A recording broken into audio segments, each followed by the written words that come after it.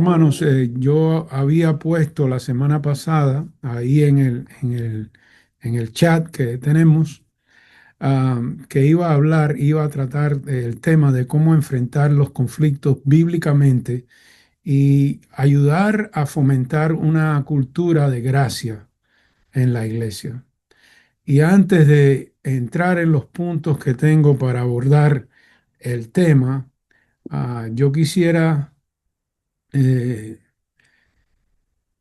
que tuviéramos presente que no importa cuán fieles nosotros seamos a la palabra del Señor, no importa cuán entregados estemos a la obra del Señor, usted lo ha experimentado, ha vivido, los conflictos surgen en el medio de la iglesia.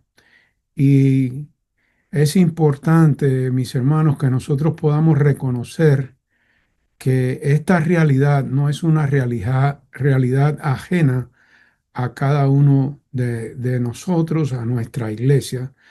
Ah, Nosotros sabemos que es una consecuencia natural de la convivencia entre personas imperfectas, personas que las visita una naturaleza pecaminosa en cierto y determinado momento. Ah, hay investigaciones que ha hecho Lifeway, tanto Lifeway como Church Answers, como el grupo Barna, que muestran que los conflictos más comunes en las iglesias se relacionan, en primer lugar, con el liderazgo, en segundo lugar, con la comunicación o la falta de una comunicación efectiva en la congregación. Y también ellos han podido identificar que los conflictos se dan por la resistencia al cambio, por las finanzas, por las diferencias generacionales, por las preferencias en adoración y las relaciones am, interpersonales. Todos nosotros hemos experimentado conflictos en la iglesia. Sin embargo, ah, detrás de muchos de estos desacuerdos visibles que nosotros vemos en la congregación, am, hay problemas que podemos identificar como problemas profundos de orgullo. am, a veces son expectativas demasiado altas de las personas. A veces los conflictos se dan por falta de perdón, a veces se dan por, como decía anteriormente, por una comunicación deficiente. Y nosotros tenemos que aprender a reconocer, a identificar estos conflictos que se dan en la iglesia y tratarlos de una manera bíblica. Nosotros no podemos tratar con los conflictos que se dan de una manera carnal. Entonces, am, yo quisiera que nosotros viéramos algunas de las preguntas que se me han dado a mí a lo largo del ministerio, especialmente el ministerio que tiene que ver am, con el cuidado pastoral y aquellas preguntas que surgen de algunos de ustedes. Yo tengo por costumbre cuando alguien me escribe, anotar, anotar cuál es la razón, por qué me escribe la persona. Y ya el ministerio lleva más de 2 años, el ministerio de Endos, y a lo largo del tiempo han surgido, yo quise resumirlas en 7 preguntas que me han hecho pastores, a veces no necesariamente pastores, sino algún líder que me ha llamado y me ha hecho esa pregunta. Entonces, en primer lugar, Una pregunta que me han hecho, que me han formulado es, ¿cuál debe ser el primer paso cuando surge un conflicto entre hermanos en la iglesia? Ustedes que han visto la eclesiología de 9 marcas, que conocemos esa eclesiología, nosotros sabemos que la respuesta bíblica del primer paso que nosotros tenemos que dar para tratar con un conflicto entre hermanos, nosotros la tenemos en Mateo 18, versículo 15. Si tu hermano peca contra ti, ve y repréndelo a solas. Yo siempre digo que en este sentido que cuando hay un conflicto, yo le he enseñado a los hermanos de la iglesia que por favor no me hagan una carta, porque a veces los hermanos son muy dados a hacer una carta poniendo sus quejas, etcétera, etcétera. Que nosotros nos apeguemos al modelo bíblico, lo que dice la palabra de Dios que debemos hacer, y entonces abordar el hermano de frente. Nos debemos como hermanos en Cristo, como pastores, como ovejas, nos debemos nuestra honestidad y abordar al hermano de frente antes de involucrar a otros. Debemos nosotros tratar de procurar un diálogo humilde, amoroso, restaurador, buscando ganar al hermano y preservar la unidad del cuerpo de Cristo. Esa es una de las preguntas que se me ha dado. Otra de ellas es cómo debe responder un pastor cuando es criticado injustamente. Bueno, la Biblia nos enseña que nosotros debemos responder con mansedumbre, con paciencia, con confianza en Dios. El apóstol Pablo exhortó que el siervo del Señor no sea contencioso, sino amable para con todos. El pastor debe evaluar si la crítica tiene fundamento o corregir lo que sea necesario y dejar el juicio final en las manos del Señor. Yo creo que esa es una actitud que a veces a nosotros nos cuesta, como porque a veces nos enojamos cuando viene una crítica hacia nosotros. Y tenemos que estar abiertos a la crítica. Si alguien tiene una crítica constructiva, que la presenta con respeto, que la presenta con amor, que la presenta con paciencia, reconociendo la línea de tiempo en que yo me encuentro como pastor, entonces yo creo que vamos a poder tratar con esa crítica que nos viene de una manera responsable y de una manera bíblica. En tercer lugar, ¿qué hacer cuando el conflicto amenaza la unidad de la congregación? Bueno, la Biblia ah, nos enseña que la iglesia debe esforzarse por preservar la unidad que Cristo ya ha provisto. Efesios 4:3 dice, esforzándose por preservar la unidad del Espíritu, que es el vínculo de la paz. Los líderes, como nosotros, debemos promover la comunicación bíblica, el perdón y el amor mutuo, recordando que la unidad es un testimonio del Evangelio. Una cuarta pregunta también es cómo distinguir entre una diferencia de opinión y un asunto doctrinal serio. No todos los que tienen un desacuerdo tienen el mismo peso.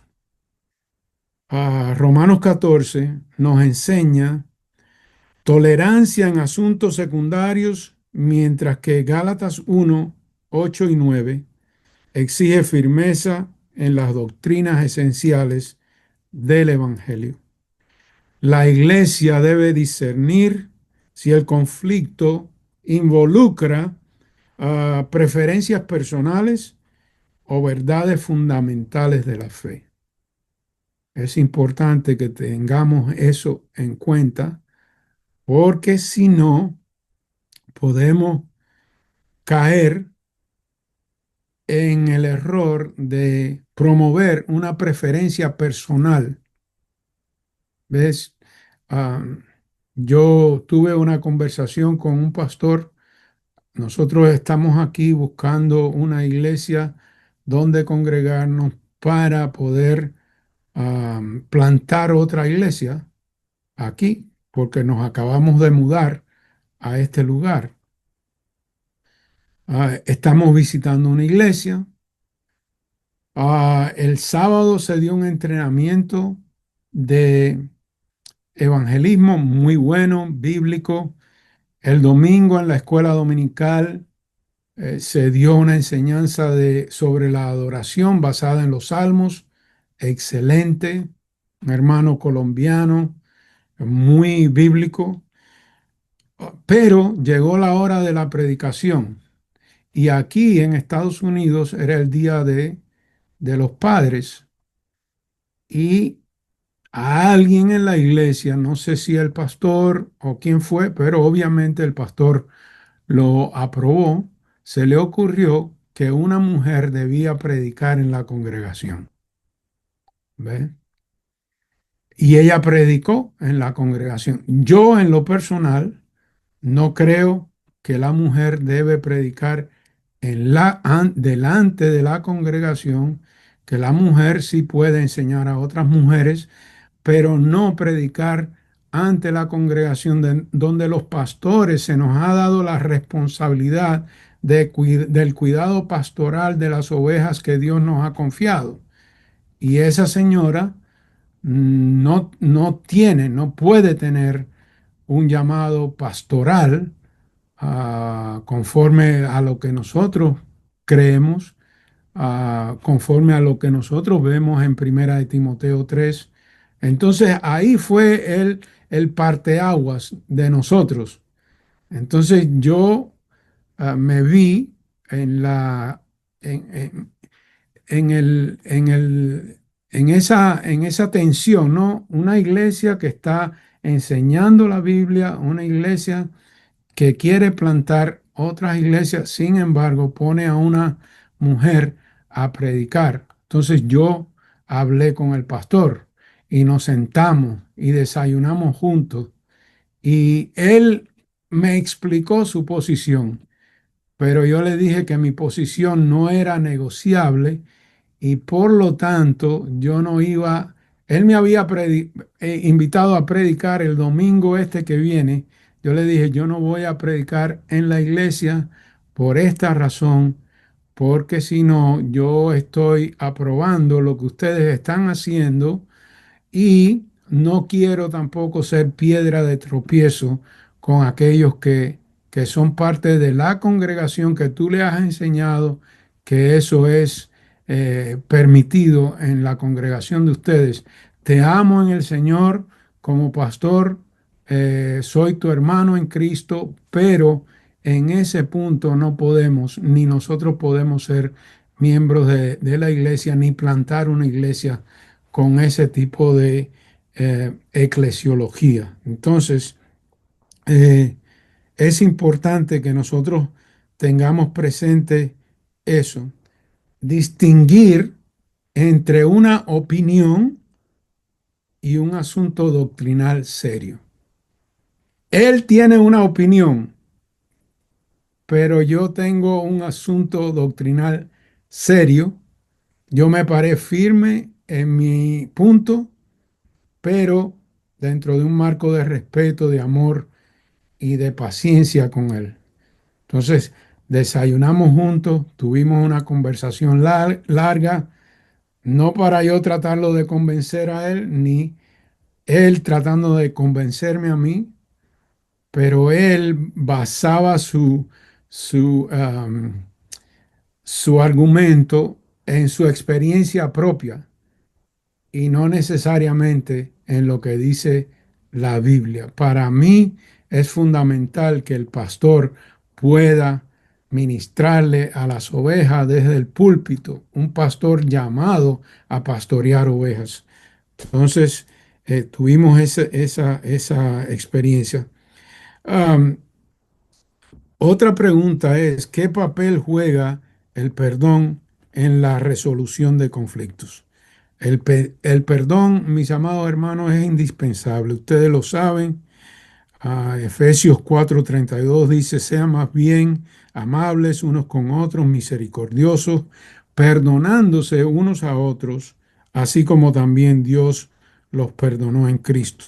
El creyente perdona porque él ha sido perdonado en Cristo. Sí, sencillamente es así. Otra pregunta es, ¿cuándo debe invertir toda la iglesia en o mejor dicho, intervenir toda la iglesia en un conflicto? Bueno, cuando los esfuerzos privados se han agotado, ah, ha habido acompañamiento durante un tiempo, pero ha habido rechazo de parte de esas personas que tratamos de llevar a un arrepentimiento para la restauración. Entonces, ya conforme a lo que nosotros vemos en Mateo 18, llega un punto donde tenemos que llevar el asunto a la congregación. ¿Y cómo puede una iglesia desarrollar una cultura de gracia para prevenir conflictos destructivos? El Evangelio, hermanos, enseñando el Evangelio, fomentando la humildad y promoviendo la edificación mutua. Yo quisiera también compartir, hermanos, tres puntos fundamentales. Ahí les di preguntas comunes que he recibido y ahora quisiera compartir tres puntos que son fundamentales para tratar con los conflictos. Número uno, confronte el conflicto con verdad y amor.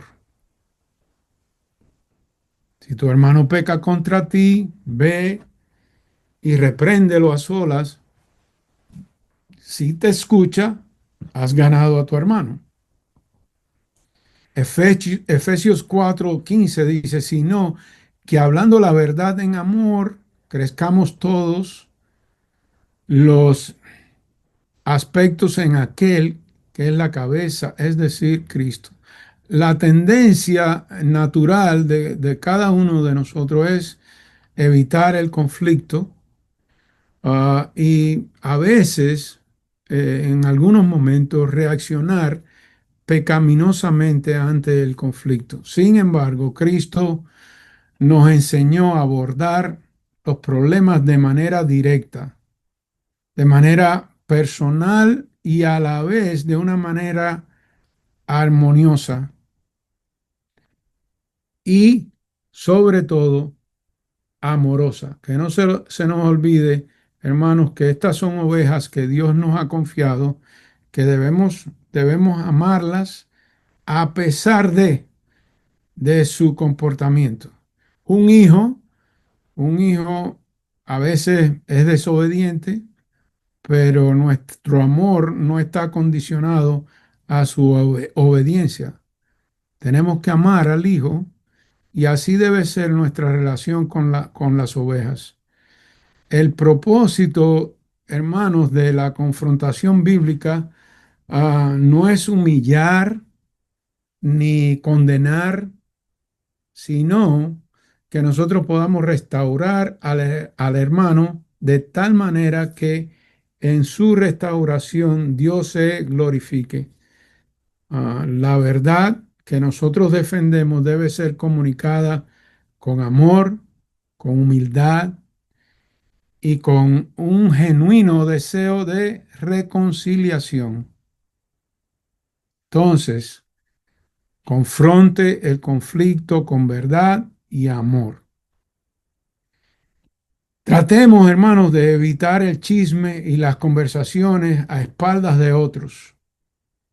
A veces eso se da en la congregación. A veces nosotros caemos en la trampa que nos tienden de caer también en eso. Evitar por todos los medios eso. Y buscar primero la reconciliación antes que tener la razón.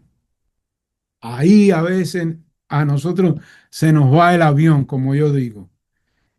Queremos plantarnos en tener la razón sin tener en cuenta que debemos buscar primero la reconciliación. Debemos también, hermanos, hablar con gracia y respeto aún en medio del desacuerdo. Que recordemos algo, mi hermano, los conflictos empeoran cuando nosotros evitamos la verdad o cuando la comunicamos sin tener en cuenta que esta verdad debe ser aplicada para la restauración del hermano o de la hermana con el cual se ha dado el conflicto. Entonces, en primer lugar, confronte el conflicto con la verdad y amor. Número dos, practique el perdón basado en el Evangelio. Am, En Efesios 4, 31 y 32 dice, sea quitada de ustedes toda amargura, enojo, ira, gritos, maledicencia, así como toda malicia. Sean más bien amables unos con otros, misericordiosos, perdonándose unos a otros, así como también Dios los perdonó en Cristo. Y Colosenses 3:13 dice, soportándose unos a otros y perdonándose unos a otros, si alguno tiene queja contra otro, como Cristo los perdonó, así también háganlo ustedes.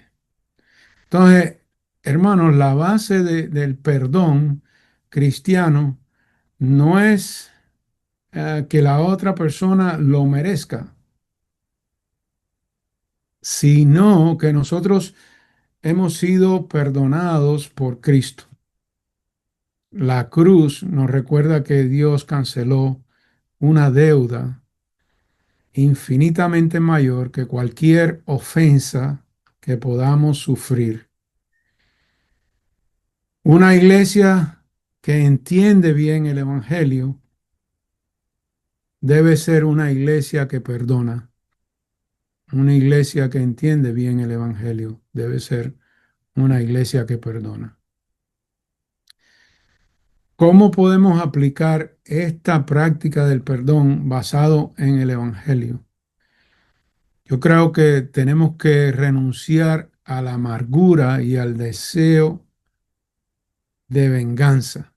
A veces las personas son insensibles, nos tratan con palabras fuertes y eso causa amargura en nosotros. Que nos escudemos, que podamos escudar nuestro corazón de la amargura que puede producir aquel que trae algo a la mesa. Obviamente dentro de un marco de respeto, yo siempre le digo a la congregación, hermano, si hay algo en mí que usted tiene que tratar, que usted ve que yo he hecho mal, siéntese conmigo. Vamos a sentarnos, vamos a conversar, pero no empiece a, a tratarme mal o no empiece a darme el trato del silencio, que no me quiere hablar, no me quiere ni acercar. No, vamos a conversar y de verdad, si estoy equivocado, yo quiero ser el primero en admitir mi equivocación, admitir mi error y pedirte perdón, porque no quiero estar en una situación donde yo no imite a Cristo en ningún sentido. Como dice Primera de Juan 2:6, el que dice que permanece en él debe andar como él anduvo. Yo quiero andar como Cristo anduvo. ¿Y quién enfrentó mucho más rechazo que nosotros? ¿Quién enfrentó mucha más crítica que nosotros? Siendo Emanuel, Dios con nosotros, enfrentó toda la crítica, enfrentó todo el rechazo, enfrentó los latigazos, enfrentó los clavos en sus manos y sus pies. Entonces, no, ¿quiénes somos nosotros para, para no soportar? Entonces, que renunciemos a la amargura y el deseo de la venganza. Y recordar también, hermanos, directamente la gracia que nosotros hemos recibido de parte de Cristo. Y también buscar la restauración de las relaciones siempre que sea posible. Hay veces que no, hay veces que no es posible porque hay personas que toman una actitud que no quieren ser corregidos, que como yo digo siempre, que no son cristianos feos, fiel, enseñables y obedientes.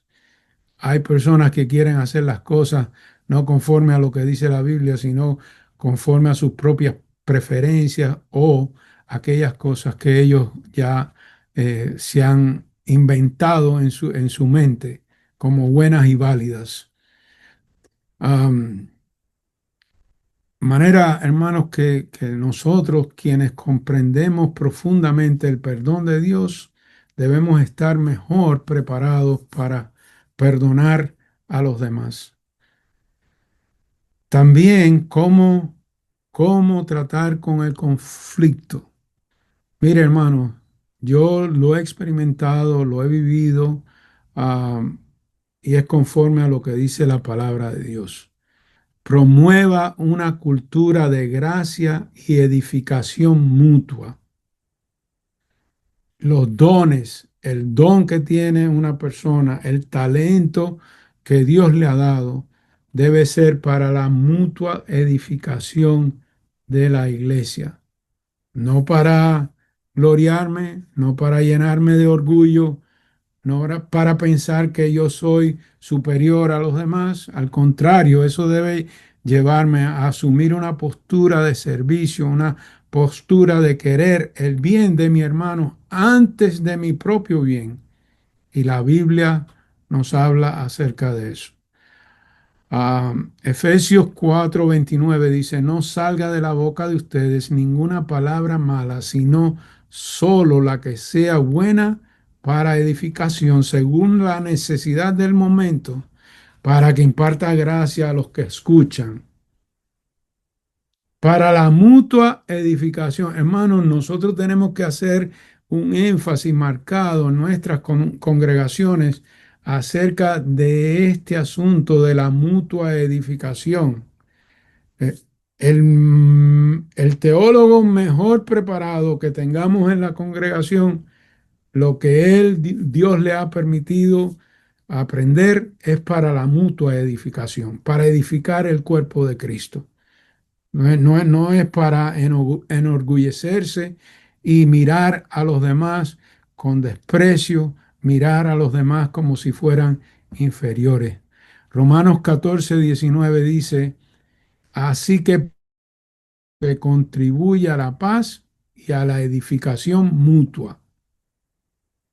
Y nosotros debemos promover eso y nosotros debemos ser ejemplo de eso en la congregación. Porque, hermanos, la gracia no debe aparecer solamente cuando surge un conflicto. La gracia debe caracterizar la vida diaria de nuestras iglesias. Una cultura de gracia en la iglesia se construye mediante palabras que edifican, actos de bondad, paciencia y un compromiso constante con la unidad del cuerpo de Cristo. Nuestra congregación, los creyentes, deben procurar el crecimiento espiritual de los demás por encima de los intereses personales. ¿Qué estamos haciendo para contribuir a la edificación del hermano, a la edificación de la hermana, que son parte del cuerpo de Cristo que Dios nos ha confiado. Debemos, hermanos, nosotros tener en cuenta, y yo se lo digo a los hermanos, a veces eh, alguien, el médico lo pone a dieta, está haciendo su mejor esfuerzo, quizá ha bajado una librita, pero cuando llega el domingo a la iglesia, el hermano o la hermana le dice, oye, pero qué gordo tú estás. Yo recuerdo que tuve un conflicto que resolver en México porque un hermano le tocaba la pancita a otro que venía y le decía, mi hermano, estás comiendo demasiado taquitos, mira, mira cómo estás. Y el hermano estaba haciendo su mejor esfuerzo para tratar de bajar de peso. Y aquel hermano, en vez de tener palabras que lo edificaran, lo derrumbaban nada más en el saludo. Entonces, tener cuidado con eso. Mostrar paciencia con las debilidades de otros hermanos. Orar unos por los otros y servirnos mutuamente en amor. Una iglesia llena de gracia resuelve mejor los conflictos porque sus miembros están comprometidos con la edificación mutua.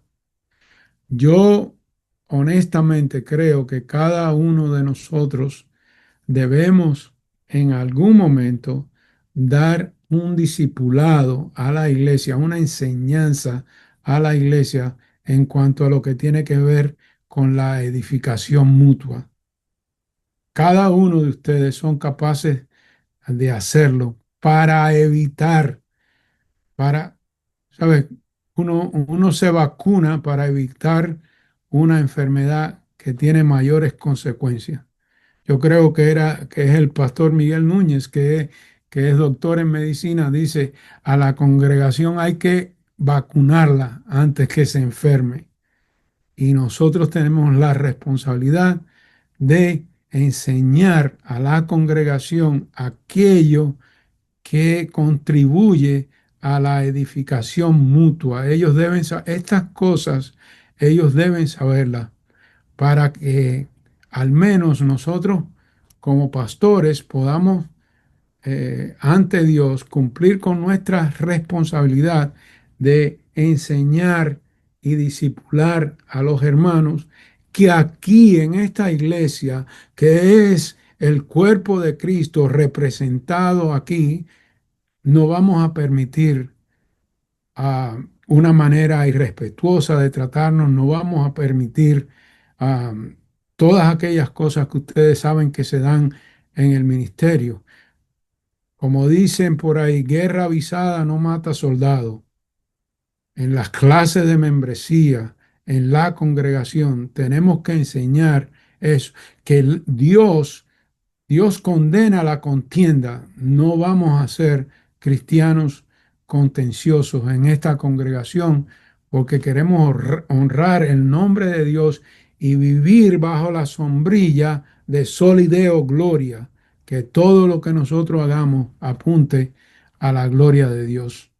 Entonces, esas son una de las maneras que podemos tratar con los conflictos, hermanos. A veces uno de los problemas que nosotros los pastores que nos mantenemos muy ocupados, a veces surge un conflicto y no nos sentamos con la persona.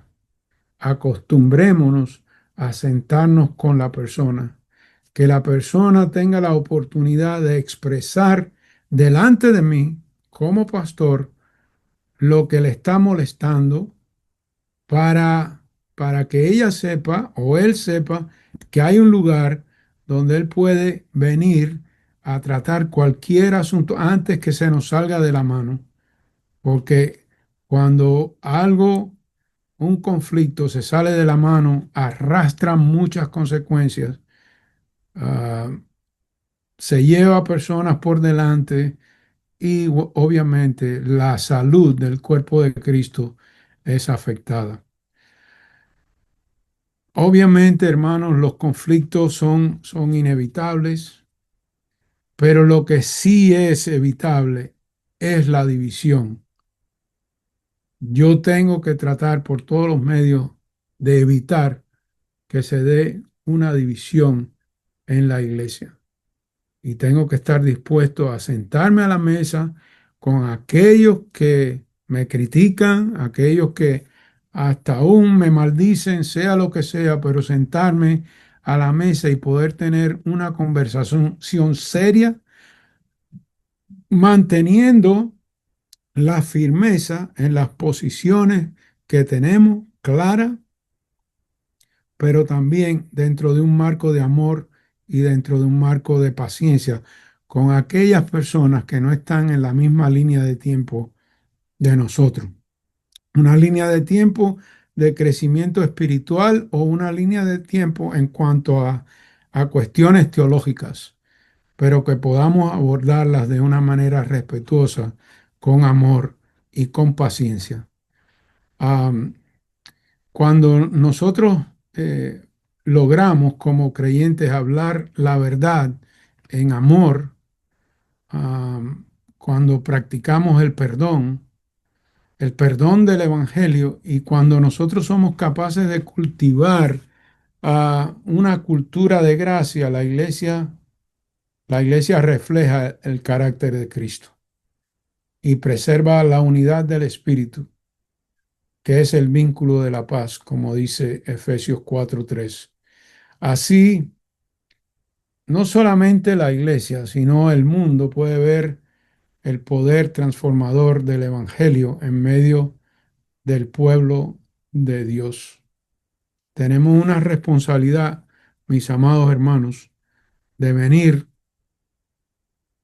y abordar los conflictos de una manera bíblica y que nosotros podamos tener en nuestra congregación una cultura que promueve la gracia y la edificación mutua. Que el Señor nos ayude, hermanos, porque para estas cosas, como decía el apóstol Pablo, ¿quién es suficiente?